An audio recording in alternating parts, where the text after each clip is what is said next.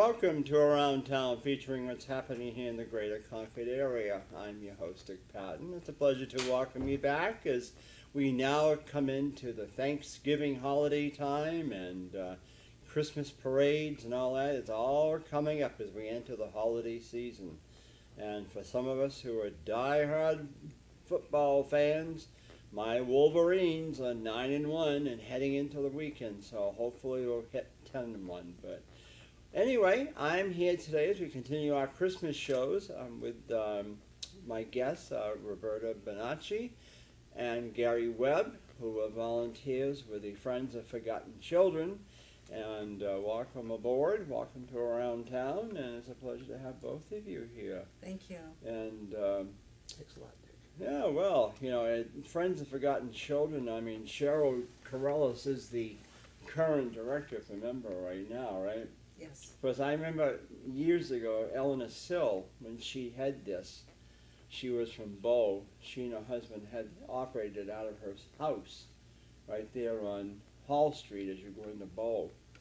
And they had it down cellar in their home. And I couldn't believe it back then, the stuff that she had or what they did. And then, of course, I guess the family, they increased it to Easter baskets. Then they went and started doing birthday parties. Oh boy. Well, then she passed away, and then of course her husband, of course, couldn't do it, but the family kept it for a while. And then they turned it over to someone else, and then they got the building up there on Bog Road. And so, it's just doesn't seem possible that it's gone. How many years now has it gone so far? It's been at what, about 15, 20 years? 73? Much more. Does it? More, yeah. 1973? 1971. Really? 1971 Okay. Oh my God, that's is far when back. it would be the official date. And Wow. It just developed out of a need of a Christmas program into what it is today, including our own building, which is, Eleanor never foresaw this. No, I know. Her and Clarence, Yeah. if they ever come back, they wouldn't even believe it. No, I We got our bet. own building. I It's- bet. Yeah. Yeah, because when that moved up there to Bog Road, kind of wondered about that.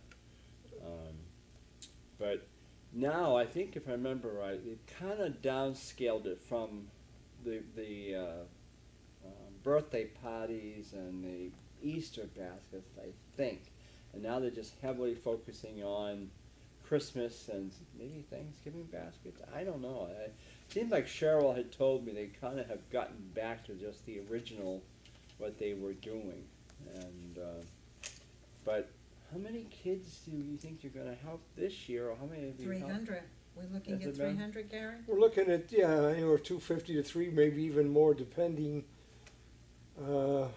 It varies, obviously, Dick, over the years. Now, these are the ones that for some reason the parents didn't get in time to file paperwork with either Operation Santa Claus or Toys for Tots or something. No, we're just part of the whole consortium of places that do this. We work in conjunction with all the different. Really? Yeah. Because I was on the impression they couldn't double dip anywhere, because people were going to your program under so-and-so, they'd go see your program under a different name. Correct. They'd come see me under still another name. Of course, we didn't know any different, and they were really making a haul there where other people didn't get anything. Yeah. So, Yeah, we hope we've circled the wagons on that as far as agencies cooperating with each other. yeah. Also referring to the several different towns around who do take care of Christmas, whether it be the city hall Yeah. or some church organization or us or the Salvation Army or St. Peter's or whoever has a toy program. Yeah. We do keep in contact. We do try to make sure everybody gets something Yep. and nobody gets left out. That's the Oh, I bottom know. line. That's the bottom line. And I was listening to TV last night, and Operation Santa Claus was on there. They were talking how they've got plenty of gifts for the small kids, but they're not doing well at all for the teenagers. That's right. And it's sad, because I mean, when I was a teenager, I couldn't wait for Christmas Eve. I still love Christmas. Even at my age, I still look forward to a gift under the tree or whatever, or a stocking Yeah. or something. I mean, maybe I'm I don't know, big kid at heart, but I still get excited when I see Santa coming down Macy Street on Thanksgiving Day, you know, because it was a big time for us. And all we did was, all we could do was look at the catalogs. Like one grandmother would have Spiegel and Sears and Montgomery Ward, and we'd sit there and circle this, circle that, and all this jazz. Or we had the five and dimes like Kresge, Woolworths, Newberry's, you know. But nowadays, it's not simple anymore. You know, they want the big stuff, you know. But anyhow, so right now you think you're going to help about 300 kids, you think? Huh? Definitely. And that's up to what, age 18 or 17? Or? Yes, but we really need more donations for the teenagers because that's where we're short, Dick. Yeah. So we are accepting donations for teen gifts. Yeah.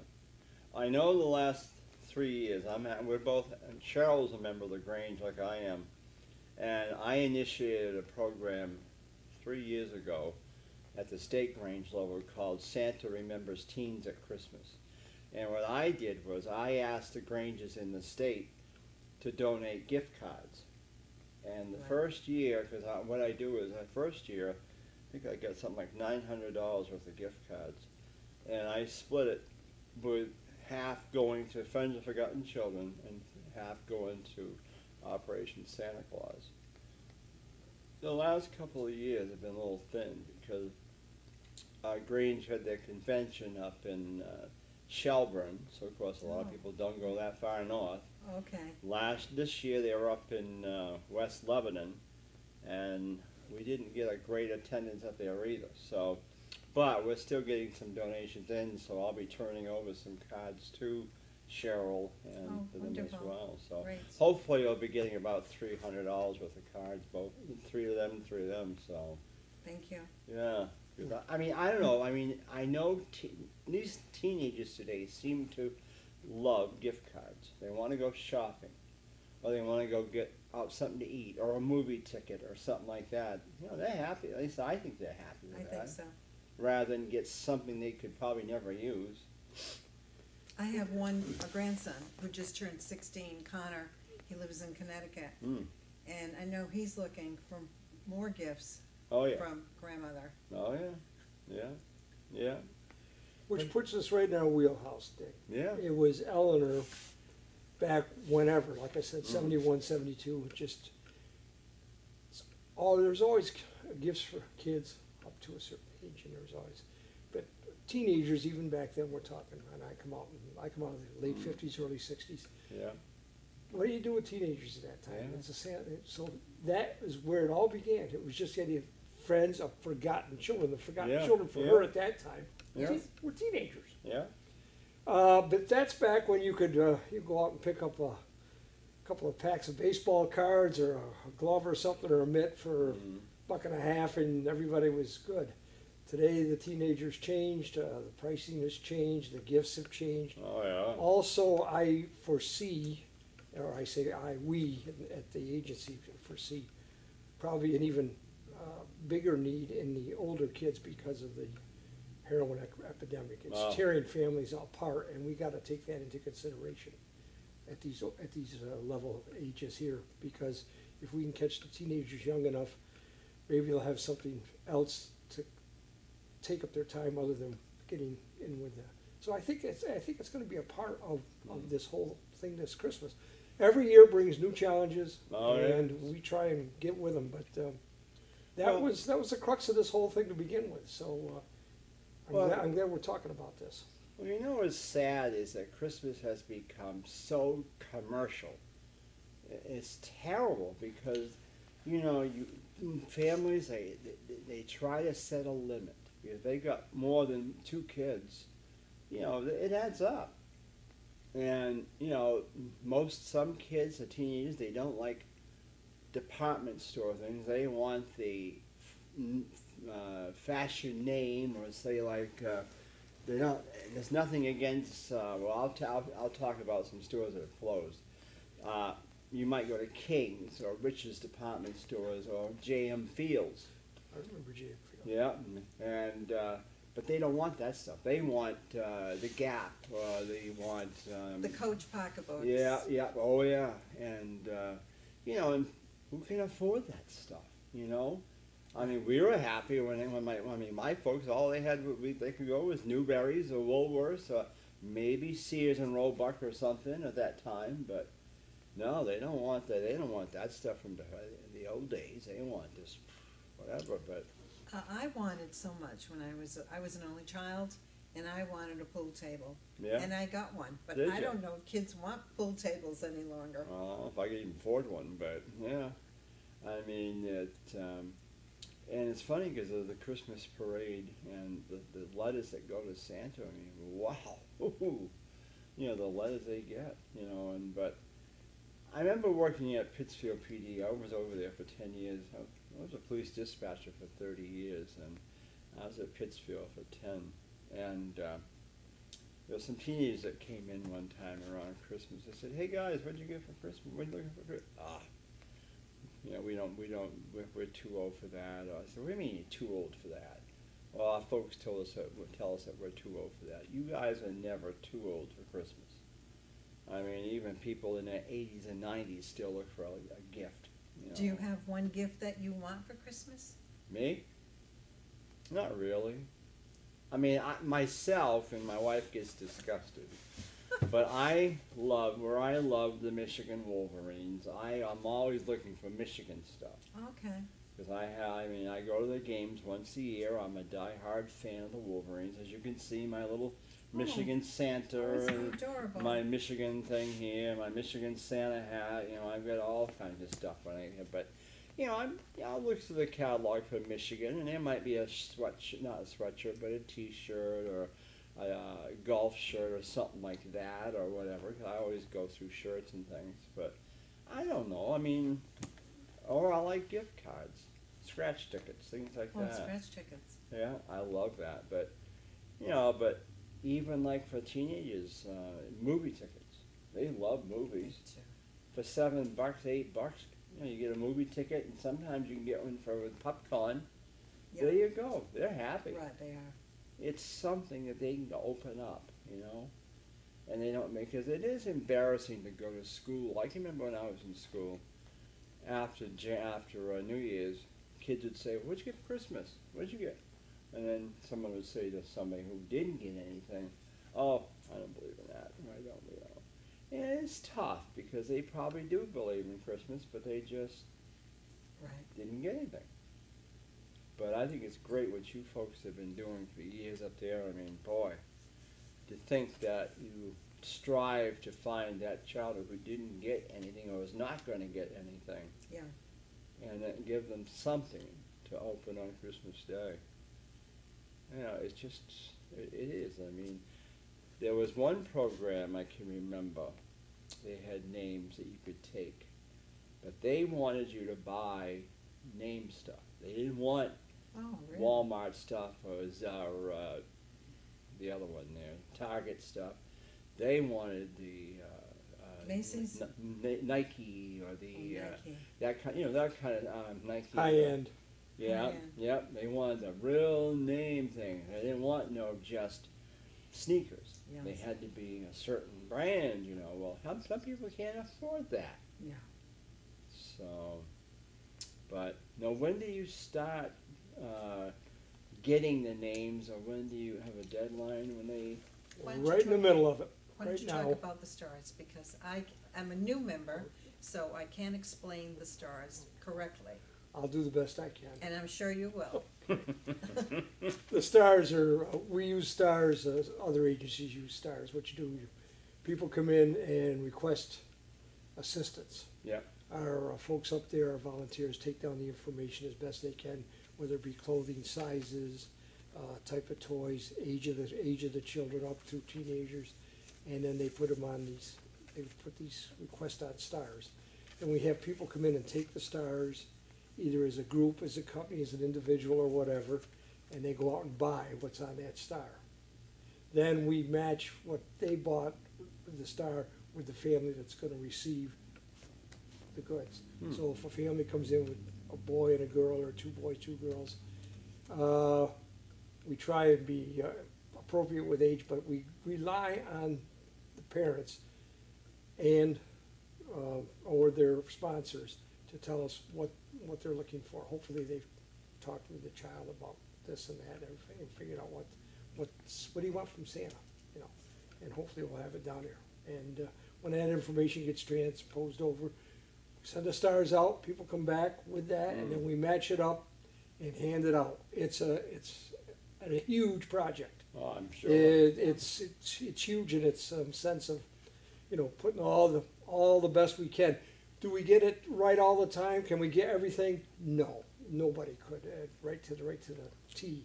But we try and match as best we can the wishes of the family with what we can provide them, with the people who turn around and give us that in return. That's the STAR program. Yeah. And here I'm reading the directions for the stars. As I say, I don't know it well, but it says, please return all new unwrapped gifts no later than December 5th. Yeah. Yeah, we're like I said, we're in the throes of it now, so. Okay. Yeah, we're working on it right now. Yeah. Because people used to wrap them up, but they say this way here allows the family to wrap them, so it gives them a little bit of thinking they did something Right. for the kids. But Yeah. now, do you work with the Salvation Army too in that STAR program, or is it just something? No, I was the former director of a very large store in Connecticut for the Salvation Army about 10 years back. But no, I don't know what, Oh, okay. but Gary knows. I've been on the advisory board at Salvation Army for the last 25, 30 years. Mostly I'm involved with McKenna House, the homeless shelter. The STAR program is the one that Friends of Forgotten Children has, and the Salvation Army I can speak to are very similar in their approach. And they also talk to each other about who needs more, who needs extra, can we help you, do you have that down there, we got this up here. There's a very good coordination. A few years back, when Eleanor and Clarence were still alive, the New York State Empire Band from the Salvation Army put on a concert at Concord High School. And Eleanor and Clarence were singled out by Major Joe Bassett at that time for their, remember Major Joe and them? Okay, I was singled out as being very collaborative with the effort of the children at Christmas time. And it was a great concert and a great tribute to them at the time, so I remember that vividly. So there's been a very good connection between us and the Salvation, and all the other. I was on that board about. Yeah, you were, on the advisory board. Yeah. Yeah, because I was at the McKenna House Was that, advisory I think committee. it was around 1980, 84, 85, because Dana Smith was on that board. I came on. And he got me on there. Yeah, I came on at the McKenna House, at the advisory council at the McKenna House, and then transferred over to the board when we finished our project at the McKenna House. But I never was asked to go back on after my term ended, so I don't know. But yeah, I was on that. I remember being on that Yeah, board. but anyway, there is good coordination. But that is the STAR program, pretty much, the way it is. And it seems to work. And there is also, besides a toy, some clothing that is given. Clothing, absolutely. Oh, yeah. Oh, because that's important. Kids will love new Oh, pajamas yeah. at Christmas. I mean, I always got thrilled over that. We also open up when people come in, we have a shopping area where they can pick up what we call stocking stuffers. Yep. We load the tables, people go down through and actually shop and grab what they want for their stockings, for the kids. And it is a major program, and of course, it's where it all began. You've got a food pantry there too, right? Absolutely. Yeah. Yep. That was another thing that Eleanor branched out into, and we picked it up down the way. We also have a clothing room year-round for donations, and we give out clothes when we can and everything else. So, yeah. I'm surprised because I remember the Salvation Army. They're coming on this show in a couple of 3 weeks there, but I can remember them so well at Christmas time because they always had the huts on Main Street. They had a hut over by Newberry's and a hut by Woolworths, and they'd be out there with the kettles, and they would be playing Christmas music and they'd ring the bell. Of course, you must remember Minnie Proud. Name. She was a little lady who was about 4 foot tall, 4'10" maybe about that tall, white hair, always had a folding chair, and she'd sit outside of Woolworths maybe or whatever, and she would just sit there with her tambourine or whatever. Tambourine. And she would she would have her donations, and she always spoke and smiled, and she passed away sometime I think in the either late 60s or early 70s, I think. But she was all, I said then when I was on the board, I said, I'm surprised you don't do an award in her honor, her name, because she was, everybody knew Minnie. Everybody would know Minnie Proud. In fact, I used to have a portrait of her down in the Salvation Army on the wall down there. But in the same way with you folks up at Friends Forgotten, I'm surprised that something hasn't been established in Clarence and Eleanor's name of the Eleanor Still and Clarence Still Award for. I got an antidote for that right now, Dick. Kelly, her daughter, is on our board of directors. Is she? Yeah. And we're glad to have her. Last night when we were coming back, she was talking about the garage on Hall Street and the old sign, the original sign, Friends Forgotten Children, which is a lot fainter. Yeah. And she said, I kind of hesitated to give it up and everything. We got talking. I said, if we took that sign down, had it redone, we'd maybe put up another sign that says location of the original location of Friends Forgotten Children, founder Clarence Still, and then redo that original sign and put it up at our place now. And Kelly said, now that's, Gary, sounds like something we might be able to get into. So just last night on our way back from our board of directors meeting, we talked about that. Yeah. And that's kind of, you mentioned it, that's something that we're thinking about. Of course, Eleanor's picture's up there, obviously. Oh, yeah. And Edna McKenna's picture is over at the McKenna House. And I'm sure Proud's picture is around somewhere, but maybe not out on one of the things at the yeah, it was down at the side. I was in Salvation Army with her picture, but I thought, I love recognizing people. And the Grange recognized Eleanor 1 year back before she died for all her efforts with that program. And, it's nice when you can help somebody else because, it just, like I said, Christmas has become so commercialized. And, and to think that some child, I don't care how old they are, goes to bed Christmas Eve and there's probably maybe a tree there, but nothing.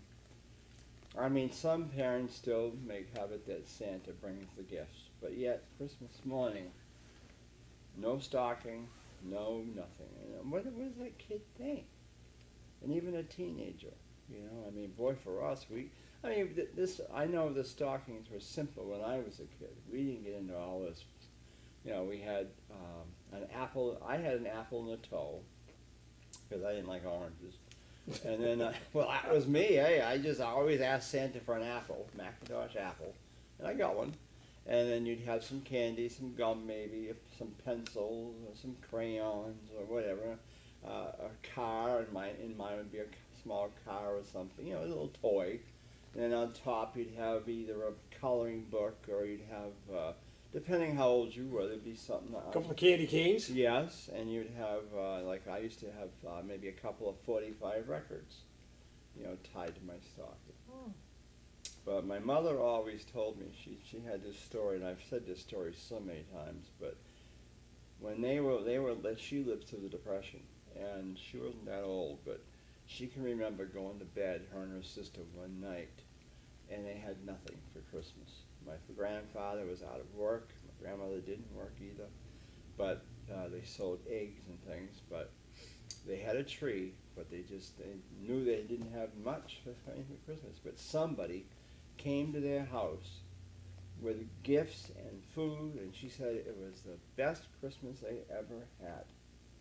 And to this day, up until she died, she said, always make sure you remember somebody else, because if you get stuff, make sure you give back half of what you get to somebody else, because it's always fun to take, but give something back. And I've always felt that way. That's why we take kids on it ourselves. And sometimes members of the Grange, we've taken a family on. You know, I remember my sister-in-law and her husband took a whole family on Christmas one time, bought them all gifts and a big meal, a turkey and everything. It's wonderful. But I'm telling you, it's just, and it's like, you know, to think that you folks are still going out there and doing this, and Eleanor or whatever, and Clarence' name is just, I think it's great because there are a lot of people out there. And now with the immigrants that we have coming into Concord, I don't know if they celebrate Christmas or not, but they must, what do they think about all that? There is support for the new Americans. I know we're using translators Yeah. to take some of the star requests and so forth. I think we did it up at our place on Bog Road, and also down at the gym at the Salvation Army. So the new Americans are getting their translators in and so forth. I'm not sure where we stand on traditions with our new American friends or anything else, but that's part of the assimilation. I would assume that bringing this group in and so forth, and we do have quite a substantial amount of changes in that area over the last 5-6 years, which is good. Well, we're getting to a close, but now somebody's watching. What can they do if they want to donate? Would you rather have cash? Well, the cards, like you mentioned, or gifts Dick, or something? Yes. the gift certificates are great. Okay. Walmart, Penny's, any of the stores for the teenagers. Okay. And I think we're also looking for our new year coming. We need volunteers. Oh yeah. We need workers to come in and help, because the women that are working, they've been working a long time. Sure. And they're tired. Oh yeah. So we're also looking for new volunteers. I know I was asked to be on the board this spring, and I felt bad. I accepted it, but then I got thinking, oh, I can't do this because I'm just so spread out as it is. And then I started having back problems and in my knee and leg, and I thought, oh, because I've got neuropathy and a bad one in my legs and feet. And then I've got spinal stenosis in my lower. I just can't do it. Well, and so I you've said had I us felt here. bad. You've had us here to say we need people. Yeah. We need volunteers. There's some women that come in every day there and cook. It's amazing. I know. But others, it amazes me. But there's some that, well, it's like as I said in the Red Kettle Drive. You got some that you know can afford to give a little bit. Yes. And they'll walk way away from you because they don't want to be even like that. But you've got others that you know can't afford it, but they'll give you something. Whether it's loose change, they'll give something. Right. The poorer the person, the more they give. That's right. When you take the proportionals out. Yep. Person making $50,000 a year gives you $100. Person making $1 million a year might be write a check for $250 and think it's good. It's always been that way. Now, I'm not saying that to be diversive, but it's just the way it is. Yeah. As far as cash goes, every agency, especially one at our level, we can always use that. Sure. We're an all volunteer organization, no paid employees on the board, no paid employees in the offices or anything else. It's a strictly volunteer organization. So being that said, you get the biggest bang for the buck if you give us a buck. That's right, Gary. For sure. Well, good. Well, we're going to a close around town. We've been talking to Gary Webb and Roberta. Oh, brother. Bonocchi, yes. And from Friends of Forgotten Children. So please, if you feel that you can do something, they need gifts for teenagers. And gift cards are one of the best things that you can do. So with that in mind, take a trip up to Bog Road in Pennacook, almost to the intersection of River Road toward Murray Farms, and stop in and see what you can do to help them out. So with that in mind, you have a happy Thanksgiving out there, and thanks again, folks, for coming on, and we'll get you back on about that show about grandmothers. I like that, so that'll be fun. Thank you. So. I really enjoyed this. And thanks again to my director, Ian Marx, and we'll hope to see you all soon. I'm your host, Dick Patten. Enjoy the day.